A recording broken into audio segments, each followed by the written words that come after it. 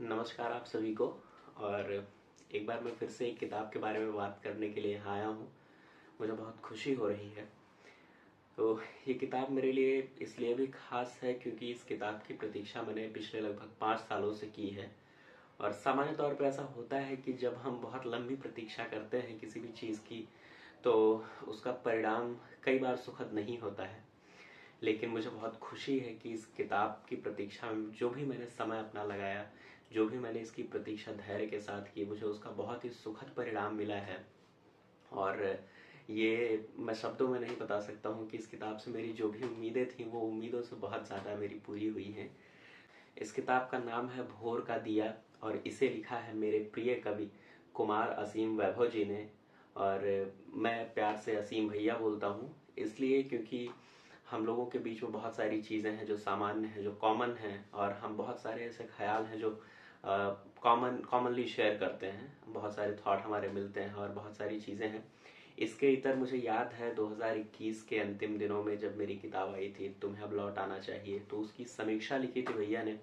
और इसके बाद से ही मैं उनका प्रशंसक रहा हूँ। और बहुत ही डायनेमिक आदमी है। और इस किताब के बारे में बात करेंगे।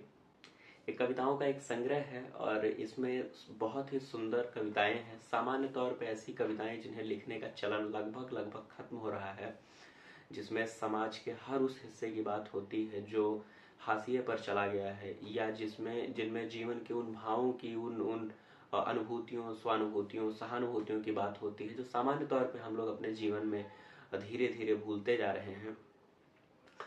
एक दो कविताएं, तीन कविताएं इस किताब से पढ़ूंगा और फिर लेखन पे और असीम भैया के जीवन पे थोड़ी बहुत बातें करेंगे। तो एक कविता है जिसका शीर्षक है बाड़े। और इस कविता की सबसे खूबसूरत बात यह है कि हमारे जीवन के इर्द गिर्द तमाम सारे ऐसे लोग, तमाम सारी ऐसी घटनाएं, तमाम सारे ऐसे पात्र होते हैं जो दृश्य में नहीं होते हैं, अगर आज की भाषा में कहें जो सीन में नहीं होते हैं, और वो अपना काम करते रहते हैं। तो बाड़े शीर्षक की ये कविता सुनिएगा। सुंदर सुरभित बगीचे और खिले हुए फूलों को देखकर सबने की प्रशंसा, वर्षा की, बीजों की, कलमों के प्रजाति की, खाद की, और मन भर सराहा श्रम माली का, जिसने अपने श्वेत से पोसा था उन फूलों को। उस पर किसी का ध्यान नहीं गया उन कटीले बाड़ों की ओर, जिसने बचाया बगीचे को हर संभावित खतरे से, पशुओं के द्वारा चरे जाने से, तोड़े जाने से, उनके समय से पूर्व। और ये बाड़े बस सहती रहीं धूप, हवा, बारिश, और खाती रहीं जंग, गलती रहीं, घुलती रहीं होकर किरच किरच, तब तक कि जब तक वह बदल नहीं दी गईं। कुछ किरदार ऐसे ही गल जाते हैं पृष्ठभूमि में, बस धीरे धीरे, नहीं चीन पाता कोई जिनके अथक प्रयास, कोई लेखा नहीं मिलता जिनका किताबों और लोक कथाओं में, मगर वे बस होते हैं जिनका ना होना खड़ा कर देता शायद संकट अस्तित्व का।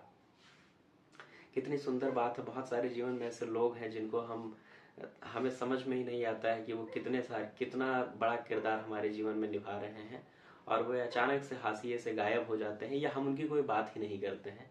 तो इस पर कविता थी बाड़े। और एक और कविता सुनिएगा, मुझे बहुत पसंद है ये कविता। इसका शीर्षक है पुलिया। तो सामान्य तौर पे जो लोग गांव से जुड़े होंगे वो समझते होंगे कि पुलिया शब्द का क्या मतलब होता है। एक बहुत छोटा सा पुल जो शायद नाले के ऊपर बनाया जाता है, सामान्य तौर पे गांव देहात में देखने को मिलता है। इस पर एक बहुत ही सुंदर कविता है, तो सुनिएगा कि शहर से जोड़ते रास्ते पर बनी गांव की पुलिया, नदी नहीं बहती उसके नीचे, बहता है बस कभी कभार एक छोटा बरसाती नाला, जो भरा रहता है अक्सर नरकुल की लचक से, दोपहर की हवा से जो गुजरती है उसे छूकर सरसराती तो कभी करती है साए साए। शाम को टर्राते मेढक और झींगरों की सीटी, बीसियों बार विधायक की चिरौरी और कलेक्टर ऑफिस के चक्करों का स्मारक, जो अब कुछ ही सालों में खस्ता हाल है। मगर यही पुलिया है जो है धड़कन गांव की, जिसके होने से लगता है कुछ तो घट रहा है यहाँ, मुर्दा देश नहीं है यह। बरगद की घनी छाह में पुलिया की मुडेर, जहां सजती है गांव की चौपाल, शहर से लौट आने की प्रतीक्षा की साथी, कितना कमा कर लौटा होगा प्रश्न भरे नयन, क्या पूरे होंगे पैसे बिटिया के गौने के, दोपहर बाद खेतों को लौटते किसान, उसकी खेती बाड़ी से लेकर राजनीति धर्म कर्म पर होती बहसों को निपटाती, बातों में बनती गिरती सरकारें जो जमीन पर नहीं उतरेंगी कभी।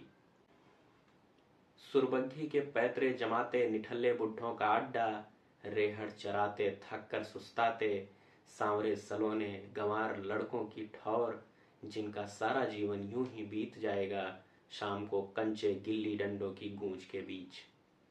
बच्चों की हंसी जिनमें से झांकती है उनके भीषण भविष्य की काली छाया, और फिर रात को वीरान पड़ जाती है पुलिया।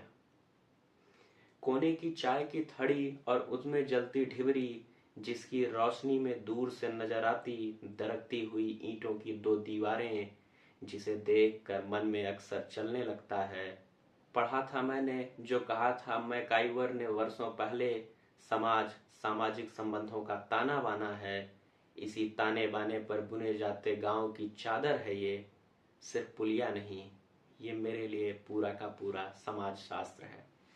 मुझे उम्मीद है जो लोग गांव देहात से जुड़े होंगे, जो कभी गए होंगे, वो इस पुलिया का मतलब समझते होंगे और इसकी ज़रूरत समझते होंगे। एक गांव के लिहाज से, एक गांव से जुड़े लोगों के लिहाज से इस पुलिया का जो अस्तित्व है वो कितना कितना अच्छा है। एक और कविता है, सुनिएगा, इसका शीर्षक है युद्ध का रंग सफेद।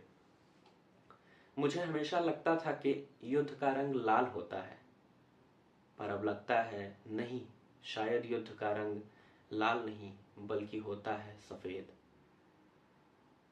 मैंने देखे हैं मौत की खबर सुनकर सफेद पड़ गए चेहरे, सफेद चादरों में लिपटी हुई अनगिनत लाशें, जीवन भर सफेद साड़ी में लिपटी पुतलियां, कोरे कागज से रह जाते सपने बच्चों के, सफेद रोशनाई से मिटा दी जाती सीमा रेखाएं, और सब कुछ होने के बाद फहराते सफेद झंडे, जिनको फहराया जाता है सफेद पोशों की मर्जी से, जब वे चाहें तब।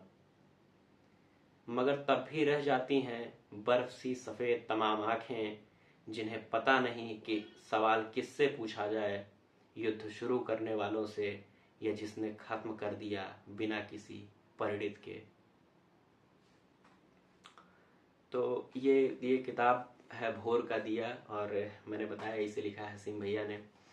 और इस किताब की जितनी तारीफ की जाए उतनी तारीफ कम है। इसमें बहुत सारी ऐसी कविताएं हैं जिन्हें पढ़ते हुए लगा अगर समय अपनी घटनाओं की गवाही दे तो कैसे दे। कई बार मैं सोचता हूँ कि जो चीज़ें लिखी जा रही हैं वो एक तरीके का दस्तावेज हैं, ताकि आने वाले वाली पीढ़ियों को इस बीते समय या जो समय बीत रहा है इसके घटनाओं की, इसके तमाम बिंबों की उनको जानकारी मिलती रहे।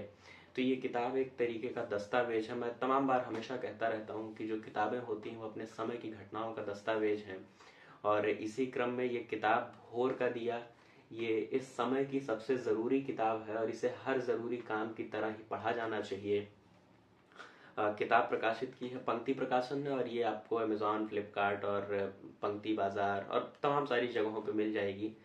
तो ये ज़रूर पढ़िए भोर का दिया, और देखिए कि जीवन किन किन तरीकों से जिया जा सकता है, जीवन के तमाम सारे बिंबों को किस तरीके से समझा जा सकता है, और जीवन के उतार चढ़ावों पर किस तरीके से चला जा सकता है।